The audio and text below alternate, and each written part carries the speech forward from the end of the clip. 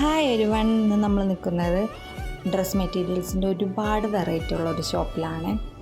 അപ്പോൾ വേറെ എവിടെയല്ല, എടപ്പള്ളി ടോളിലുള്ള പരാഗ് ഫാഷൻസിലാണ്. നന്ദിലത്തിൻ്റെ നേരെ ഓപ്പോസിറ്റാണ് ഈ ഷോപ്പ്. അപ്പോൾ നമ്മൾ ഒരുപാട് റീൽസും വീഡിയോസൊക്കെ കണ്ടിട്ടാണ് നമ്മൾ ഇങ്ങോട്ട് വന്നത്. അപ്പോൾ അതേപോലെ തന്നെ ഒരുപാട് ഡ്രസ് മെറ്റീരിയൽസിൻ്റെ സെറ്റിൻ്റെയൊക്കെ ഒരുപാട് വെറൈറ്റീസ് ഉള്ള ഒരു ഷോപ്പാണ്.